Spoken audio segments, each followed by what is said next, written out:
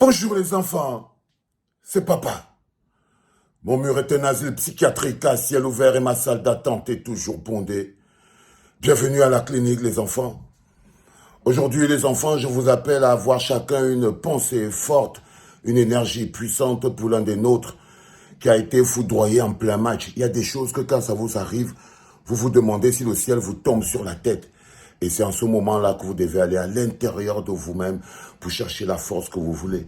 Notre compatriote, Joel Embiid, que vous voyez bien en illustration à la clinique, il lui est arrivé un truc extraordinaire. Vous voyez que quand Malor dit souvent que l'AVC c'est facile. L'AVC c'est facile, c'est le traitement qui coûte cher. Ben, c'est pas la blague quoi. C'est-à-dire que Joel Embiid, en plein match, a été foudroyé d'une paralysie faciale. Vous vous imaginez un match de NBA. Vous avez le meilleur joueur de NBA qui se prend une paralysie faciale, c'est-à-dire qu'il a son visage qui se froisse et qui se bloque et sa lèvre qui se tire d'un côté pendant le match. Pendant le match. Il faut être fort pour survivre à ce type d'attaque qui ressemble plus à des attaques spirituelles qu'autre chose. Ces choses qui ressemblent plus à des attaques spirituelles qu'autre chose. Et je vous dis toujours, il faut aller à l'intérieur des hommes pour les guérir. La prière est une énergie forte. La prière est une énergie forte. Ce n'est pas une incantation.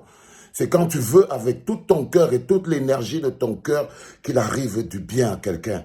Et l'esprit, l'espace, le temps, l'énergie se transforment et se conditionnent pour pouvoir atteindre cet objectif-là.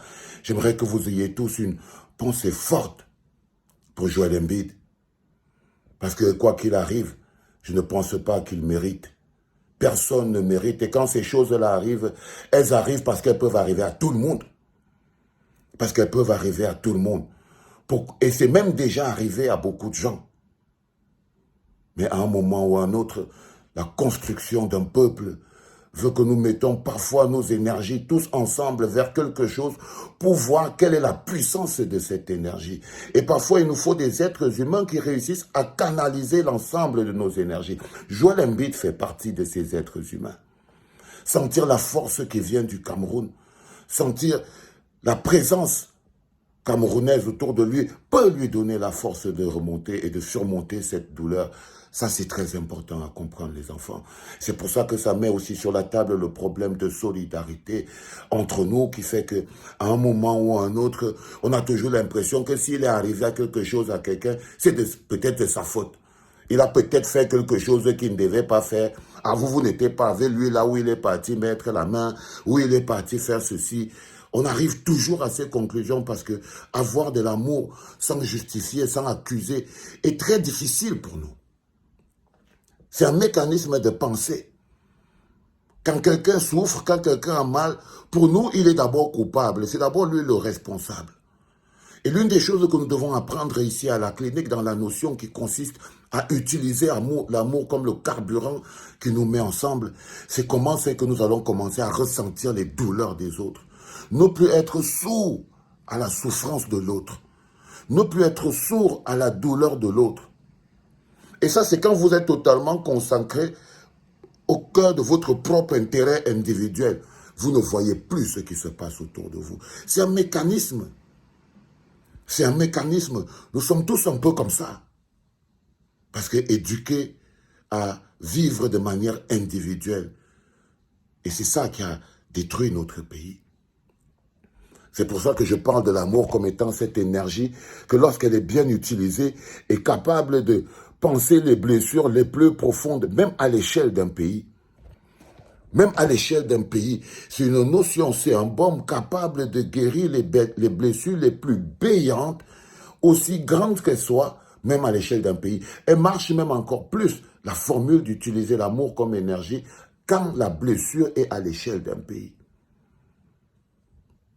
L'amour participe de la construction. Ça prend beaucoup de temps pour arriver à cette conclusion. Aujourd'hui, je peux parler de ces notions, mais c'est parce que j'ai dû faire mon propre parcours. Quand tu as déjà tout essayé, quand tu as déjà tout parlé, quand tu constates au fond que non seulement les autres dont tu parles souffrent de la même maladie, dont toi-même tu souffres, et que tu te sens tout aussi concerné par la situation que tu décris, le problème devient purement spirituel et émotionnel. Le problème devient, ça veut dire que toi-même, tu fais partie du problème, nous faisons tous partie du problème, et à un moment donné, on a peur d'interroger notre personnalité. Parce que lorsque nous faisons tous partie du problème, ça veut dire que le problème est lié à l'éducation collective. Pour que tout le monde fasse partie du problème, il faut que le problème tire sa source de l'éducation collective. Et à partir de là, ça devient émotionnel. Ça devient notion, ça devient valeur. Ça veut dire, qu'est-ce qu'on nous a inculqué comme notion? Qu'est-ce qu'on nous a inculqué comme valeur? Quels sont les principes que nous suivons dans nos vies? Évidemment, on se rend compte que, à force d'être quelqu'un derrière quelqu'un, à force de on va faire comment, à force de la chèvre broute là où elle est attachée, à force de ces choses-là, tu as un frère qui peut être en train de souffrir à terre, comme ça là. Et tu te dis tranquillement dans ta tête que s'il n'était pas parti mettre la main dans le Munkwanyo, il serait encore vivant. Ça te permet de justifier ta pauvreté. Ça te permet de justifier ta pauvreté et de la supporter. Et de la supporter. Il y a beaucoup de gens et on a ce paradoxe dans notre environnement. Nous sommes aussi encore un peu comme ça. Quand quelqu'un a de l'argent et qu'il est vivant, vous êtes prêt à lui donner tout l'amour du monde. Il est l'homme le plus généreux parce que vous cherchez quelqu'un de généreux. Dans votre vie, quand vous n'avez pas d'argent, vous rêvez d'être autour des gens qui vous en donnent. Du coup, vous êtes enclin de vous abaisser très facilement devant quelqu'un qui vous en donne. Vous ne voulez même pas savoir d'où vient cet argent. Même si c'est votre propre argent de vos impôts qu'il a volé, s'il vous donne encore par derrière en dansant, vous, ça ne vous dérange pas. Vous, ça ne vous dérange pas. Et quand il arrive qu'il fait son dernier voyage, et qu'il doit nous quitter, vous allez rapidement switcher et c'est partout où il est parti à mettre la main. Et ça, lui-même, il faisait le Munkwanyo. Quand il voyait là, vous voyez tout l'argent là, vous pensez que ça sortait d'où, patati patata.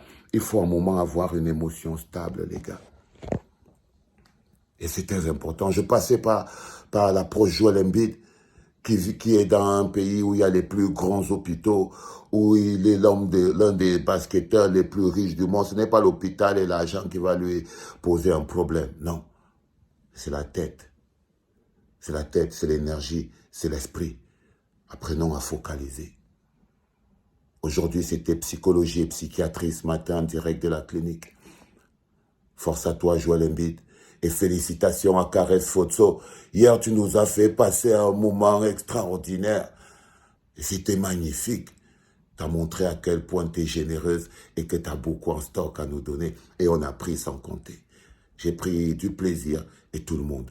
Je crois que le message, il est passé. C'était papa.